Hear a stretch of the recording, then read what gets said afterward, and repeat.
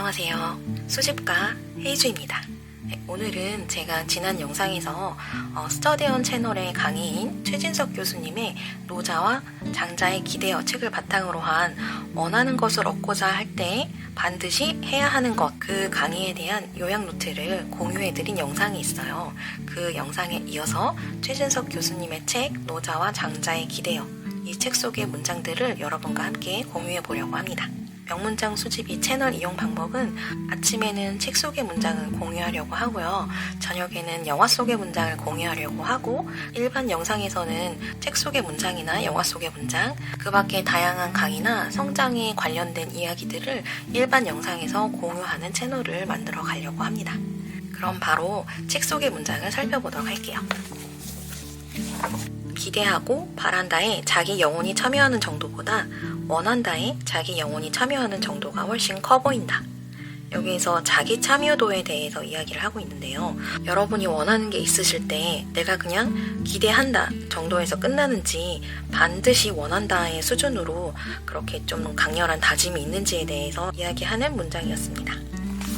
무엇인가 진짜 소중한 것을 가지고 있을 때는 그 외의 다른 것들을 가볍게 다루는 거만함이 드러난다.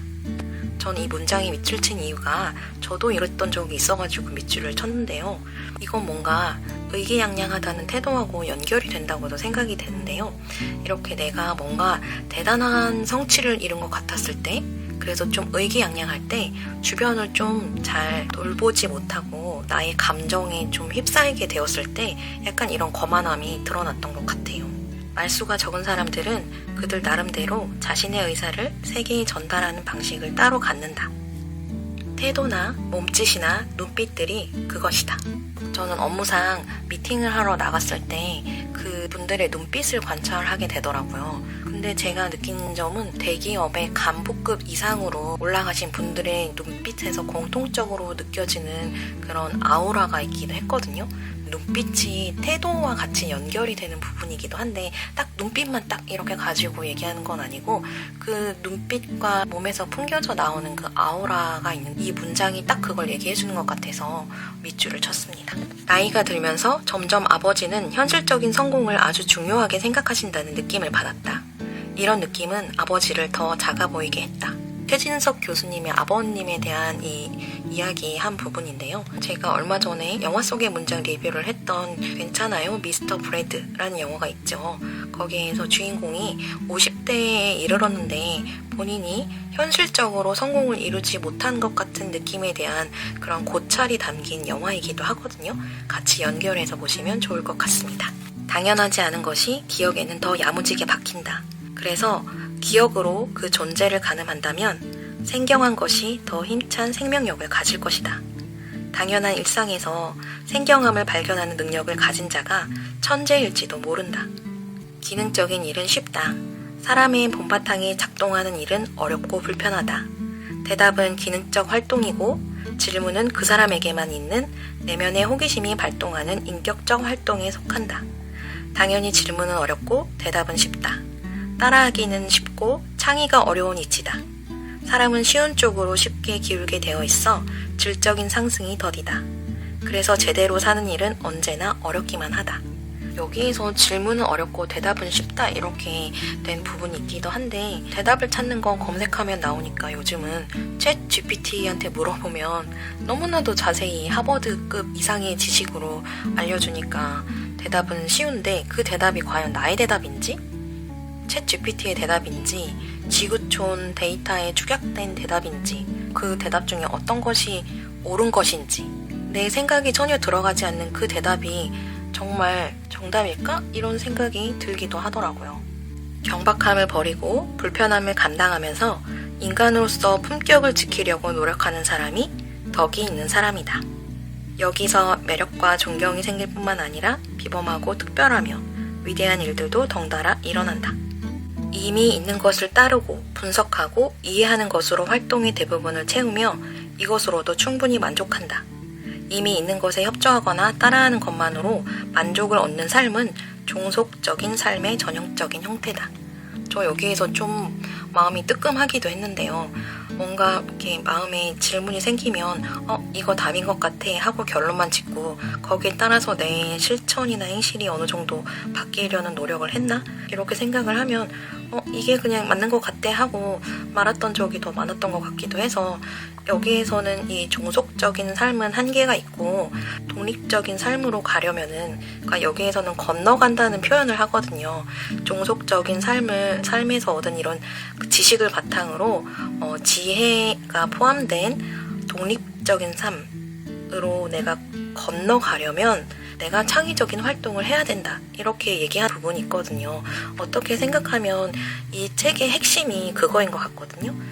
여기에서 최진석 교수님이 추구하는 게 지식의 선진국, 그러니까 우리가 지식을 외부 선진국으로부터 수입을 하는 거에서 그치지 않고 내가 생각했던 지식이나 이론 같은 것들을 외부로 수출할 수 있는 그런 나라를 만들고 싶다라는 얘기를 강의에서 하신 게 있어요. 그러니까 이 책의 전반적인 큰 맥락은 저는 그거라고 생각을 하는데 지키기는 쉽지 않죠.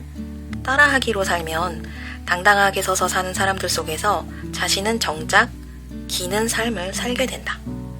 이 문장이 앞에서 아까 이야기했던 내용과 같이 연결이 되는데요. 인간의 존재적 의미는 내가 이해하고 해석할 수 있는 것으로 머무는 것이 아니라 아직 알려지지 않은 곳으로 건너가야 한다는 것이다. 그래서 아까 지식을 그냥 답을 얻고 이해하는 데에 그치지 말고 그걸 바탕으로 지혜를 찾아서 내가 그쪽으로 건너가야 된다. 최진석 교수님의 이전 책 탁월한 사유의 시선이라는 책에서 시선의 높이가 삶의 높이다 라고 표현을 하였다. 여기에서 이제 내가 가지고 있는 시선의 높이가 삶의 높이다 라는 이야기를 하는데 예전에 저도 이런 생각을 해서 써놓은 일기가 있기는 한데요. 이게 나를 하나의 국가로 생각한다 라는 일기를 쓴 적이 있어요. 그래서 내가 하나의 만약에 국가라면은 나의 문화적 상황은 어느 수준이고 경제적 상황은 어떤 수준이고 그럼으로써 내가 어느 부분은 선진국이라 할 수 있고 어느 부분은 후진국이라고 할 수 있고 어느 부분은 개발도상국이라고 할 수 있겠다. 그런 카테고리가 그리고 이것들을 전체적으로 좀 종합을 해서 봤을 때 나는 국가로 치면은 어느 나라와 비슷한가 이런 이야기를 쓴 일기가 있거든요. 생산 과정을 모른 채 이론을 수입한 나라는 그 이론을 바로 진리로 여긴다. 밭에서 생산된 것이라는 인식이 있으면 밭을 터전으로 삼지만 그 과정을 모른 채 수확물에만 수입해서 쓴다면 수확물 자체를 보물로 여기기 때문이다. 그래서 구체적인 생산 과정에 익숙한 사람들은 주도권을 세계에 두고 이론을 수입한 나라의 사람들은 주도권을 세계가 아닌 이론에 둔다. 당연히 지식 생산국에서는 세계가 변하면 이데올로기나 이론을 바꾸며 변화해가지만 지식 수입국은 한번 받아들인 이론을 끝까지 믿으며 절대 바꾸려고 하지 않고 오히려 그 이론으로 진짜 세계를 통제하려 든다. 한쪽은 변화하며 앞으로 나가지만 한쪽은 정체될 수밖에 없다. 같이 연결되는 맥락인데요. 지적인 완결성은 구체적인 현실의 시선의 무게에 추를 두고 거기서 사유의 밭갈이를 하는 우직함에서 드러난다. 이건 어쩌면 직장 생활과 연결되는 내용일 수도 있을 것 같은데요. 공이 이루어지면 그 공을 차고 앉지 말아야 한다 라는 이야기가 있어요. 그래서 이 노자는 처음에 이 말을 정치적인 의미에서 주로 사용하였다라고 이렇게 되어 있는데요. 여기에서 예를 듣는 건 체게바라의 예를 들었어요. 그래서 체게바라가 왜 유일한 혁명가로 여겨지는가? 그렇게 해서 쿠바에 혁명을 하고 나서 그 자리에 찾고 앉아있지 않고 다음 혁명지인 볼리비아를 향해 떠났다. 그래서 혁명을 해서 비로소 유일한 혁명가로 남을 수 있었다라는 이야기로 예를 듣고 있거든요. 자아 실현이나 완성은 장소에 좌우되지 않는다. 오히려 장소를 지배하는 자신의 사명이 결정적이다. 자신만 가지고 있는 고유한 그 순수함이 바로 이상향을 좌우하는 손잡이다. 순수함이 장소를 지배해야 된다. 여기서 순수함은 바로 덕이다. 저희 살다 보면은 자기 전에 이렇게 곰곰이 생각하면서 이불킥이 될 때가 있잖아요. 뭔가 나는 그때 왜 그랬을까 하면서 이불킥을 할 때가 저도 되게 많은데요. 이렇게 할 걸 했던 그 행동이 나의 순수함을 해치거나 내가 뭔가 조금 더 안 좋은 곳으로 가서 왜 속된 말로 되바라졌다라는 방향으로 가는 거면 그냥 이불킥을 하는 게 저는 맞는 것 같더라고요. 속된 곳에서 속되지 않게 사는 게 힘들잖아요, 저희. 왜냐면 피해보기 싫고 상처받기 싫고 그러니까요. 근데 저도 맨날 이불킥을 하면서 곰곰이 생각을 했을 때 이 심오한 학문에 비하면 저의 그런 일상은 너무 가벼운 일일 수도 있지만 그 행동을 했을 때 그 사람과 맞섰을 때 그 사람과 내가 똑같은 사람이 될 것 같은 그런 되바라진 그런 사람으로 가는 길이면은 그냥 집에 와서 이불킥 한 게 속은 상하지만 그게 더 나은 것 같더라고요. 네, 그 밖에 이 책에서는 자신의 생각에만 매몰되지 않는 시선이라고 해서 아까 앞에서 이야기했던 지식에서 지혜로 건너가야 된다와 같은 맥락의 이야기가 이어지고 있는데요. 무부리의 시선 이야기도 나오고 아큐 정전의 아큐로 살지 않는 법에 대한 이야기가 나오는데 이 아큐 정전 같은 경우에는 JTBC의 차이나는 클래스에서 아큐 정전을 다뤘던 적이 있어요. 물론 책하고 같이 보면 더 좋겠지만 영상이 필요하신 분들은 아래에 링크를 걸어드리도록 할게요. 저는 책의 전반적인 내용을 요약해서 알려드리는 영상이기보다 그냥 제가 책 속에서 좋았던 문장들을 여러분과 함께 공유하면서 그 순간 그 문장 속에서 가져갈 수 있는 생각들을 여러분과 함께 하려고 하고요. 그 이유는 여기에서 문장은 공유했지만 책 속의 내용은 여러분이 직접 읽어보시고 본인의 의견을 스스로 정리하는 게 가장 좋을 것 같아서이거든요. 요즘 책이나 영화를 간결하게 요약을 해서 굳이 영화를 보지 않아도 영화 한 편을 본 느낌, 그리고 책을 한 권 다 읽지 않아도 책을 한 권 다 읽은 그런 느낌의 영상들이 많이 만들어지고 있는데요. 물론 저도 그런 영상과 책들을 찾아서 보면서 시간을 절약할 때도 있거든요.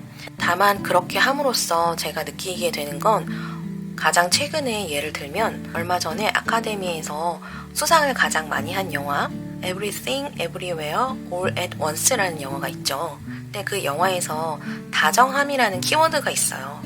거기에서 다정함이 캐치가 되는 순간 또 이번에 아카데미에서 역시 각광을 받고 있는 영화 이니셜인의 벤시라는 영화가 있어요. 그리고 이 영화에서도 다정함과 같은 분위기가 언급이 되기도 하거든요.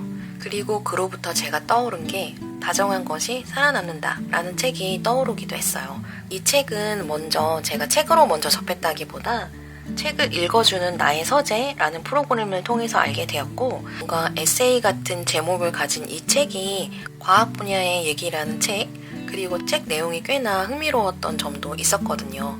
이 책과 영화 Everything, Everywhere, All at Once 에서 말하는 다정함이 이쪽으로 연결이 되는 것인가? 라는 생각도 들기도 했고 강의 내용을 듣고 호기심이 생겨서 도서관에서 이 책을 빌려서 봤어요. 그래서 이 책을 읽고 제가 느낀 점은 방송에서 이야기한 그 내용이 어느 한쪽으로 좀 치우친 건 아닌가? 라는 생각이 들었어요. 그래서 저는 좀 그 책과 다른 생각도 생기기도 하고 이게 정말 다 맞는 얘기는 아닐 텐데 생각이 들면서 또 다시 찾아보니까 책 속에서 주장하는 내용은 지금 과학 분야에서 주장하는 한 중요한 3가지 이론 중에 하나라고 해서 이럴 것이 아닌가라고 주장하는 내용의 그런 책이었던 거예요. 궁금하신 분은 책을 읽어주는 서재 영상하고 노무현 재단의 책 읽는 프로그램에서 다뤘던 영상이거든요. 정치색은 제외하고 객관적인 시선으로 과학적인 얘기 같이 들어보시면 조금 더 멀리 떨어져서 객관적으로 보실 수 있으실 것 같아요. 아래에 링크를 남겨두도록 하겠습니다. 네, 이렇게 해서 책 노자 장자의 기대어 속의 책 속의 문장을 한번 알아봤고요. 다정한 것이 살아남는다 이 책하고 영화 Everything, Everywhere, All at Once 하고 이니셜인의 벤시의 그 다정함과 관통하는 내용이 이야기를 할 수 있는 글을 만들어내야 되는데 예약 없이 차차 정리해서 여러분과 함께 해보도록 하겠습니다. 저는 그럼 다음 영상에서 뵐게요. 안녕.